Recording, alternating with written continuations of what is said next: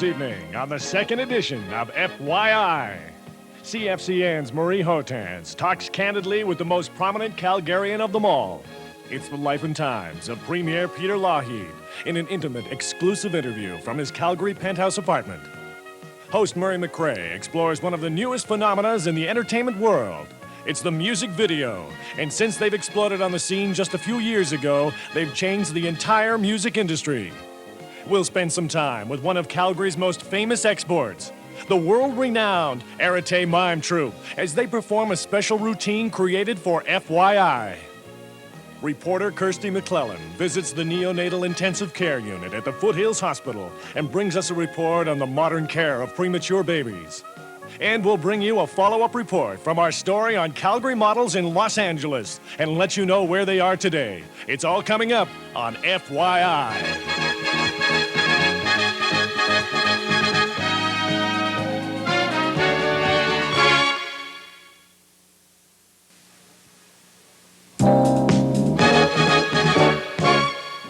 Welcome back. One of the most public figures in the country today is Alberta Premier Peter Lougheed. His every move and word are scrutinized thoroughly by the press. Our own Marie Hohtanz managed to get past the public Peter Lougheed for a very private conversation. That's right, Murray. You know, a man doesn't reach the office of Premier without a lot of hard work. So it was no surprise to us that Peter Lougheed was not an easy man to pin down. After a full day in the legislature, a hurried flight from Edmonton, and just prior to a dinner meeting, a seemingly relaxed Peter Lougheed settled on the balcony of his Calgary apartment for an informal interview. We talked first about the individuals who'd influenced him. Well, I suppose people that have influenced me in terms of their careers in life, that is people, aside from people that I've known, Marie, would be, obviously number one in my view would be Winston Churchill, and then Jack Kennedy, and then perhaps surprisingly to you, Mayor Jean Drapeau, but each for very different reasons. I'd be interested in the reason for Drapeau. The others I can see. I think Drapeau is probably the greatest salesman I've ever heard or seen. You know, the very way in which he got the Olympics, and I knew a fair amount about what was involved in that. He did one of the real salesmanship jobs of all kind, which shows that Canadians can be as good salesmen as anybody in the world. Yeah, you don't say your grandfather, the senator, or well, your father. I was dealing with people in the question that I didn't know, people that I do. Of course, I obviously wasn't living when my grandfather was living, but he influenced my career in the sense that he was involved in public life at a very early time, and he made the sacrifices that were involved in it and made the public contribution. So yes, he'd obviously had a great impact. The fact that he came out here, when there were only 100 people, if you can imagine, 100 non-native people in Calgary, settled here, made a success, and then decided at an age 35 to get involved in public life and spent the rest of his life in public life. So he was a major influence in my decisions to get into public life. He too was a lawyer, as was your father. That's right. Was that an influence, the fact that that both of them had been in law? Yes, I think it was. Although my father hit the Depression just when he came right out of law school and was right into it literally, and had to run all the family business through the Depression, which was very difficult for him. And as a result of that, he didn't really have a chance to practice as fully as he wanted to. And I'm sure that I was influenced by the fact that the two of them were in law, that I got in law too. There's a much-quoted story that has a 10-year-old Peter Lougheed hiding in a dark corner of Beaulieu, his grandfather's elegant house, and watching sadly as its contents are sold off. Some observers claim that the incident left a deep and lasting impression.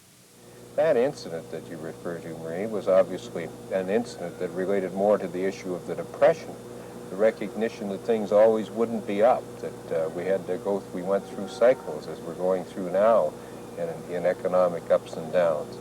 I think if it had an impact upon me as a young boy, because it did happen that way, it would be the impact that I was always very conscious that we had to do the best we could to control our own economic destiny here in the province of Alberta and not be dependent to the extent that we could on outsiders.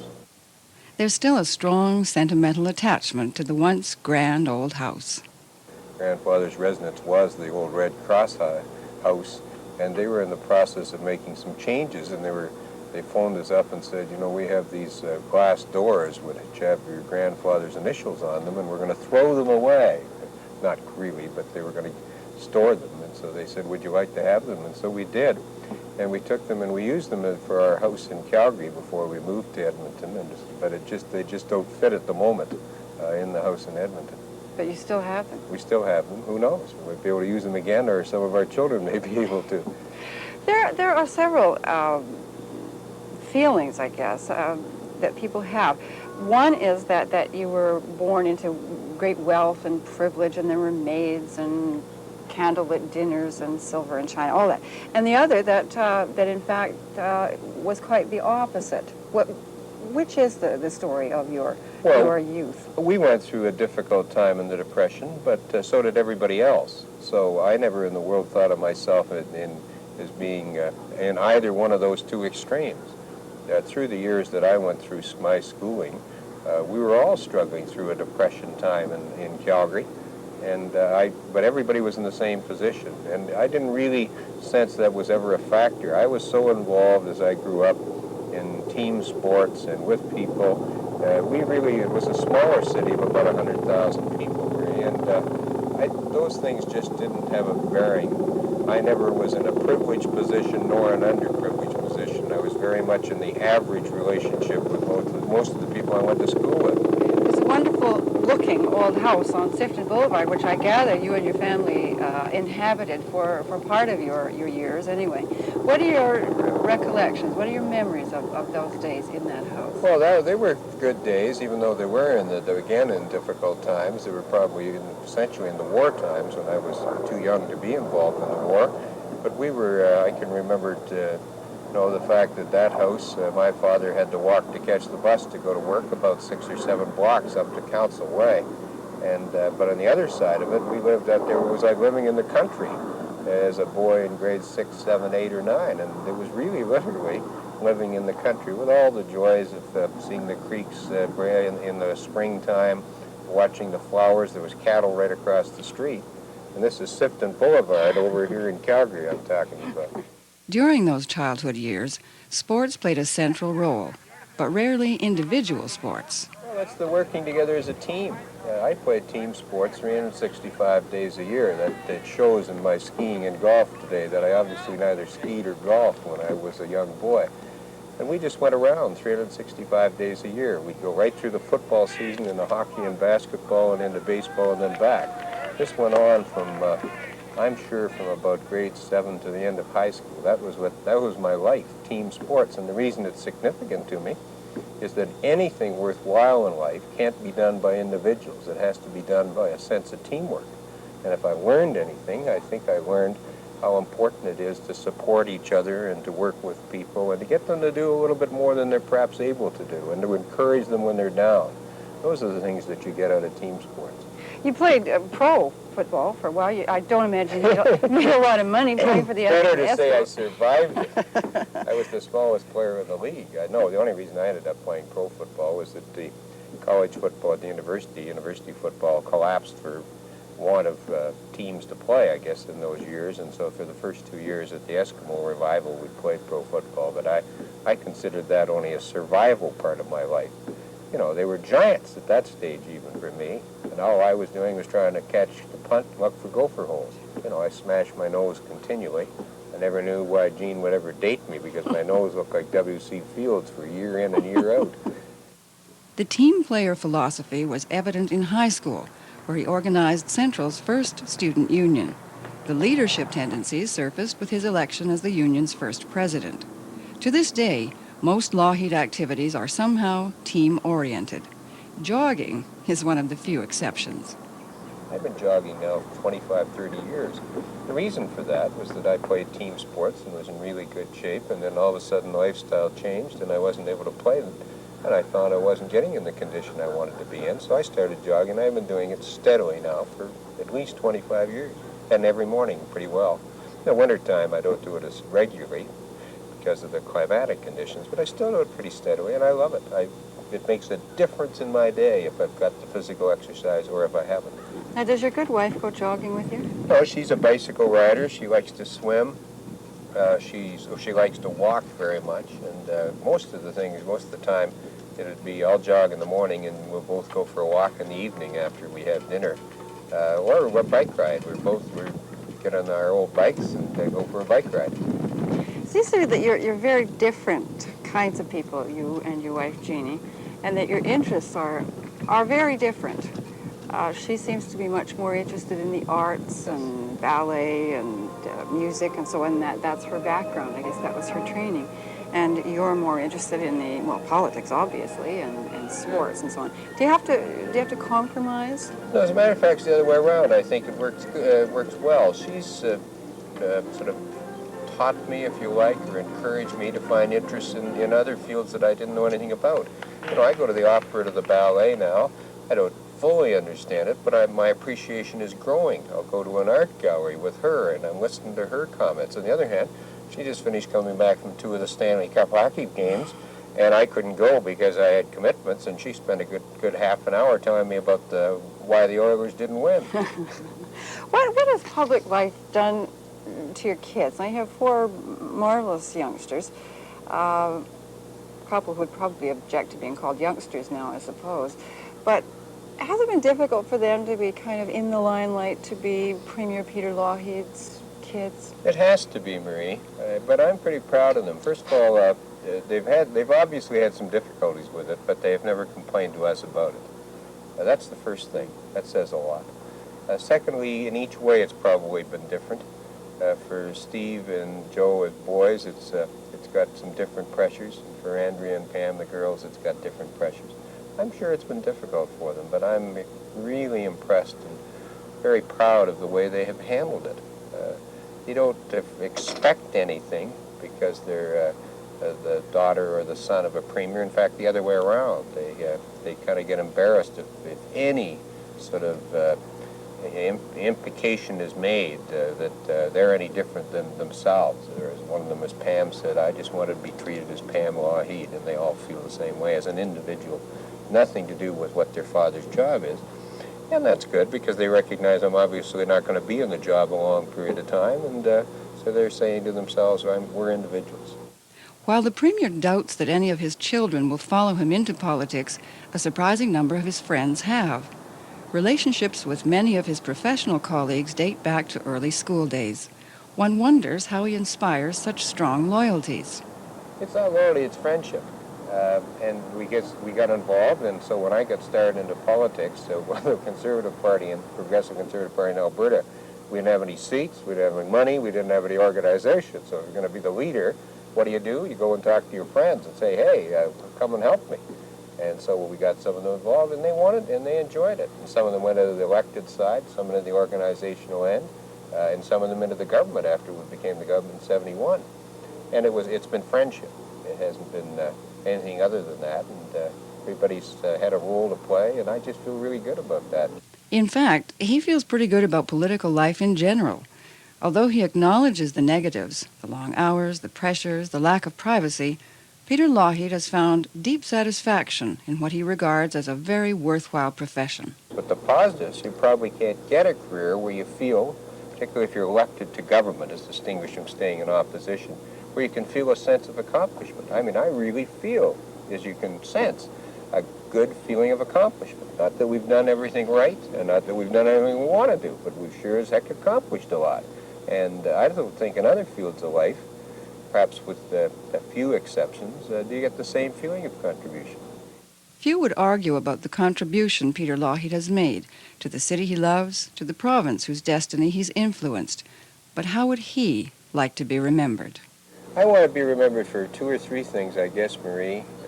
Number one, that Alberta finally became part of the mainstream of Canada. That when decisions occurred, whether it was constitution or energy or whatever, they were decisions that were not made without involvement of the people of Alberta. That was the first one.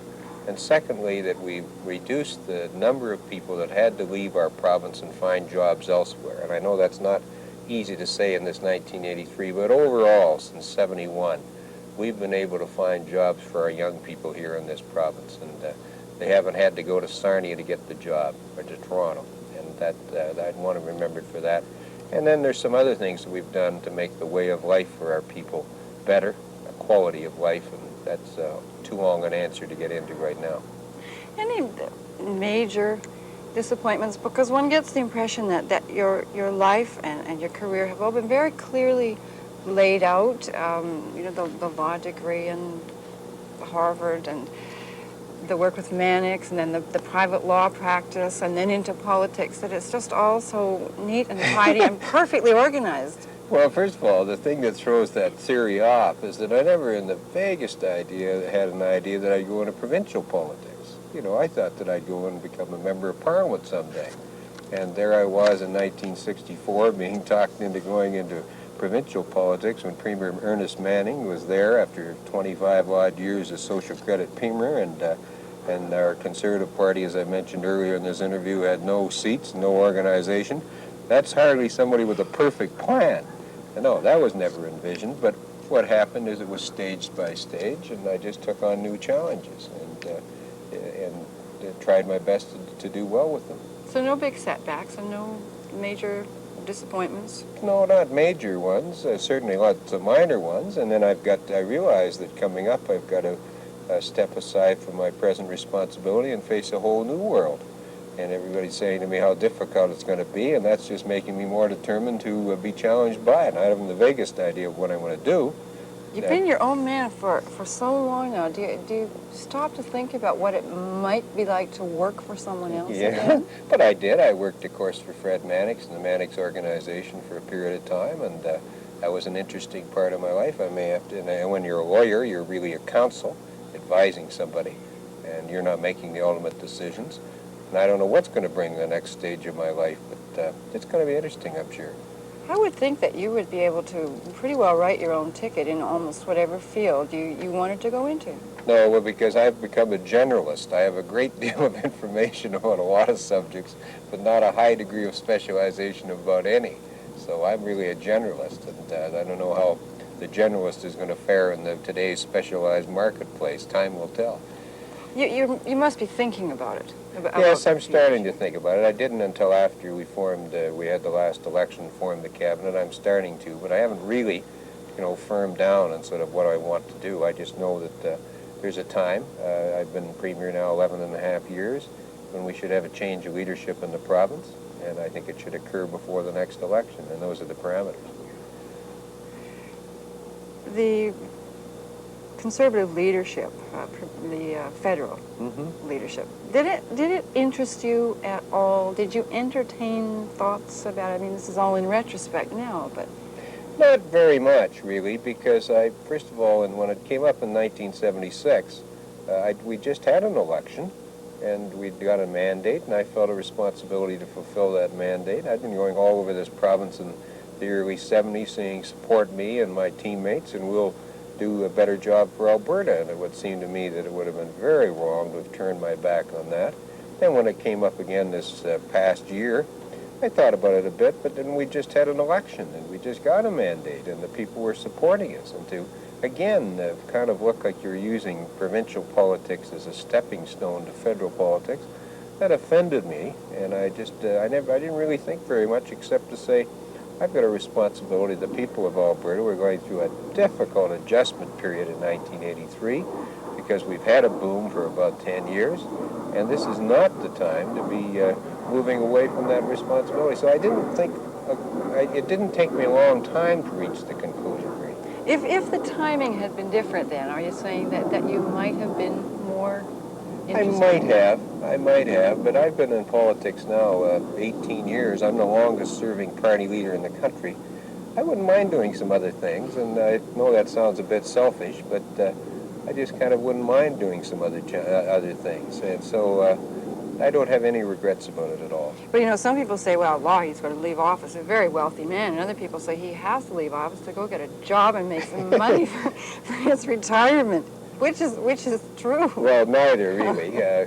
Certainly you don't make money in politics in the sense that what you could earn if I'd been in the private sector fully the last 11 years. On the other hand, there's a reasonable compensation, which could be higher, I think, for our ministers or MLAs, but it's certainly a middle position. And when I step out, yes, I'm going to have to go to work. I'm going to have to put myself onto the marketplace and see what I can do. But that's a new challenge. So we'll be watching the Hohtanz or the classifieds. That's right. Former Premier wants job. Coming up on FYI, a visit to the neonatal intensive care unit at Foothills Hospital, and a follow-up report on Calgary models in LA.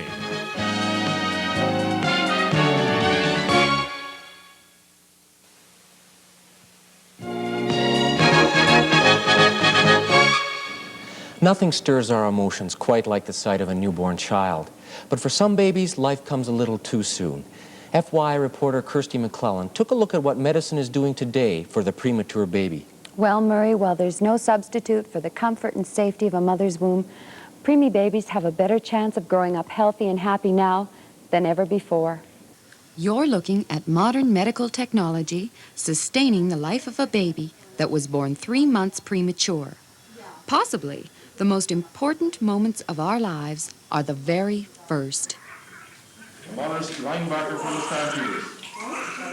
Not everyone's entry into the world is this smooth, although I'm sure baby Zane, a 9-pound, 8-ounce cesarean birth, probably wouldn't agree. A premature infant is twice as likely to be delivered by cesarean as a full-term baby. Today, the care of newborns, particularly preterm babies, is one of the most sophisticated and rapidly advancing fields of medicine.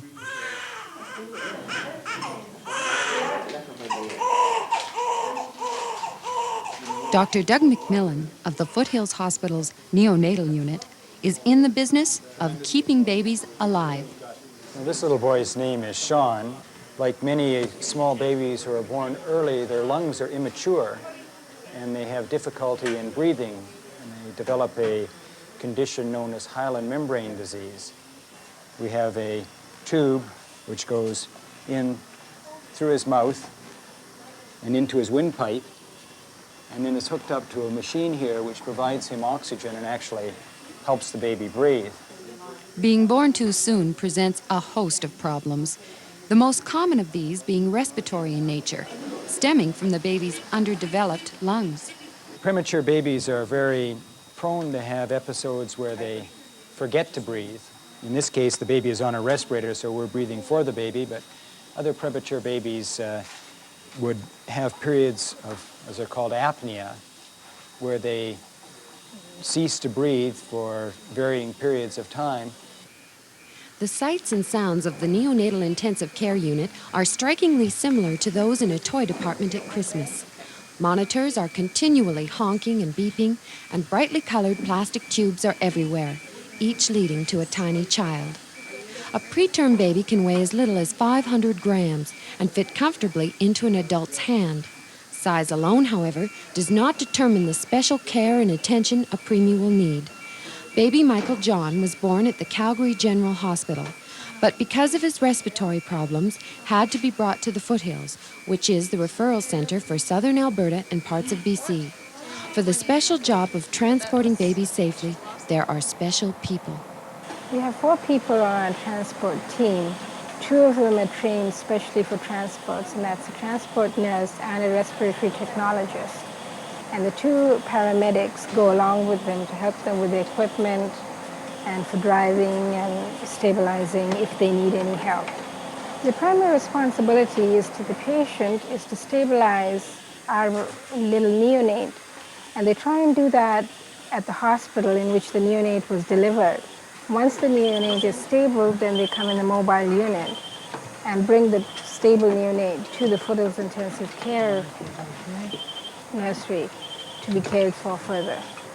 Sometimes we go along ourselves if the baby is extremely sick. Till about a year ago, we used to go on all the transports ourselves. But now that we have these specially trained nurses and respiratory technologists, they go out and do most of the transports on their own. Taking care of these babies is a round-the-clock job.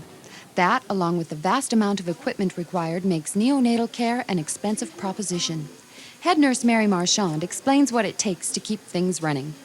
Right now we have, for 42 baby capacity, we have 84 full-time nurses and about 31 casual part-time staff. And then there are the respiratory technologists who come and do the blood gases, 24 hours. They're the lab people, radiology, many departments feed into this. Come on, sweetiekins. Let's just come right up here. Oh, my goodness sakes. Well, sweetie, that's not a very good picture. Ev Erickson has been volunteering her services in the nursery for the past 4 years. Medical care isn't the only thing babies need. They also need the human touch, which is provided by people known as cuddlers. Oh, well, I just love it. I really do. I'm quite used to babies, and I've always just loved being with them and holding them and so on. I just come in and hold them or tend to them, do whatever needs. Sometimes I feed them and just put in time with them so they have a little variety in their day. Although most media attention seems to focus on the doctors, the contributions made by nursing staff and volunteers are vitally important, as in the case of hyperbilirubinemia, or more commonly, jaundice. 25 years ago, a group of nurses in Britain noticed that the babies closest to the window were less jaundiced than the ones at the far side of the room. And now we know there's a property of light. This baby is under a light here that helps break down that bilirubin pigment as it circulates near the skin. And the mask on the eyes, which you can see the nursing staff have actually drawn closed eyes on, is really to protect the eyes. Because most preterm babies require some form of life support, breastfeeding isn't always possible. Jennifer is about ready to go home. She's being fed a formula called Enfalac, but initially, preemies are given about a teaspoon of mother's milk an hour. So city hospitals have set up a mother's milk bank because mother's milk is best. Well, mother's milk is specific to the needs that small babies have. It's the right composition of fats, carbohydrates, proteins. Sometimes we need extra vitamin and mineral supplementation, but it is just a very good product for these babies. Babies can be fed intravenously or by the method shown here, known as gavage. The container of milk is suspended above the baby so that gravity can slowly pull it down and into the baby's stomach. The Mother's Milk Bank program was initiated by the Junior League of Calgary. It requires the time and effort of a single staff member plus many volunteers. To pasteurize the milk, we need 6 volunteers, which are provided by the hospital. And then for picking up in the community, we need 20 to 30 volunteers at any given time. This is baby Angela Ingram. Only 4 weeks old, she was not due for another 2 months. Since her birth, she's already undergone 2 major operations. Although her parents, Dixie and Kevin, have come from Innisfil each weekend to see her, this is their first chance to hold her. I've wanted to hold her. You know, I've seen other mothers in here holding their babies, and it's something that I've wanted to do, so it is great. Everybody in here has been more than kind, you know, really good. I admire the kind of work they do because they're just working with, well, look at the size of her. It's so small. She's slowly but surely We'll have her home by coming. Christmas, we know that. Yeah. Each infant is assigned a primary nurse who follows their progress through until discharge. Because the nurses work so closely for so long with the parents and child, they can't help but develop strong attachments. It's an emotionally charged situation. You become more emotionally attached to the baby and to the parents. It's not, of course, just baby care that we have here. It's a whole family, and that's so very important. 10 short years ago, baby Angela's chances for survival would have been slim. Without recent advances in medical technology, she would not be on the respirator she now depends upon to live. Both Dixie and Kevin are proud of Angela's determination and think of her as a real fighter. For Father Kevin, holding her for the first time is the first step in taking her home. There you go, sport. Oh, you're home. There we go. There's the stuff. Look at that. Those months in the intensive care unit are sensitive times for both children and parents. There's no question about that, Murray. There are, however, parent support groups which help the adults through, as well as an extensive follow-up program that keeps a close watch on the baby's health after they've left the hospital. We'll keep our own watch on baby Angela Ingram and update her progress on the next edition of FYI. Still to come on FYI. 4 minutes with Calgary's world-famous Arete mime troupe in a segment we call Silent Pictures.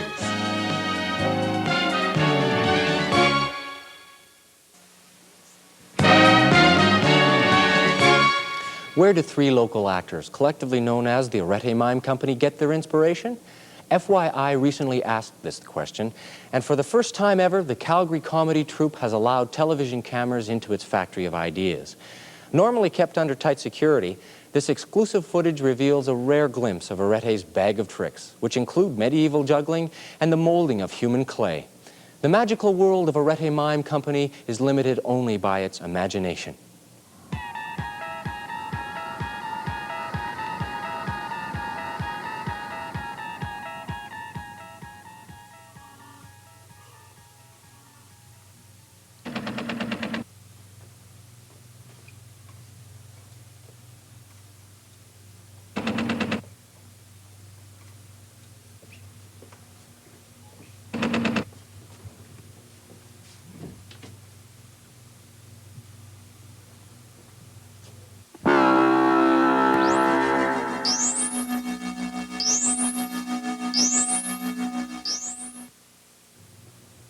Right. Right. Right.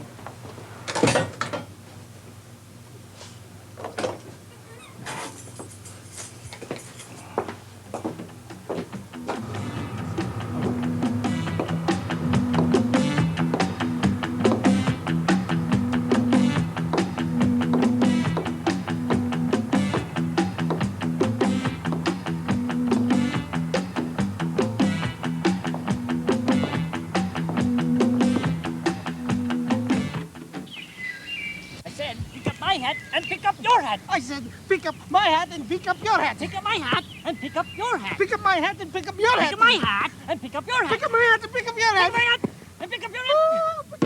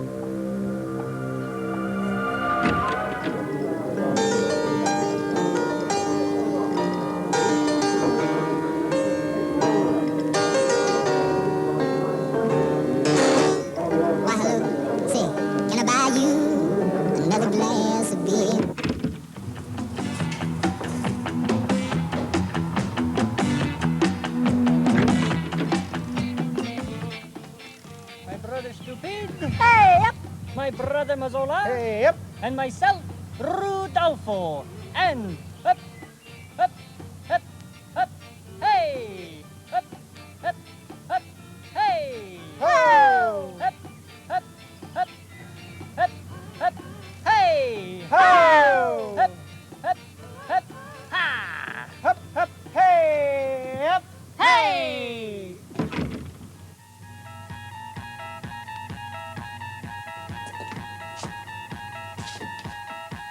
Hey, you! Get out of here!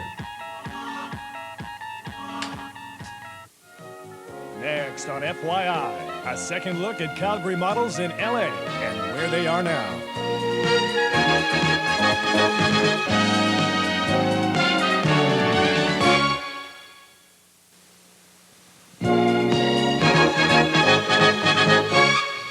If you recall our first presentation of FYI, we traveled to Los Angeles to talk to several Calgary ladies who were pursuing modeling careers in that city. We spoke with Nadine Vanderveld, who was struggling to be an actress, and former Miss Calgary Donna Rupert, who was established as one of the top fashion models in the industry. We thought you'd like to know just what's happened to them since then. The reason I spend so much time in bed is because I can't stand my life. What life? Sleeping so much. Nadine Vanderveld has tossed aside the label struggling actress and replaced it with the title up-and-coming young talent. Besides a number of national commercials, Nadine has appeared on 20 episodes of the popular soap Days of Our Lives. She played the part of a 16-year-old girl. The character was popular with fans and may become a regular part of the show. Nadine has also landed guest spots on 2 series, Silver Spoons and Boone.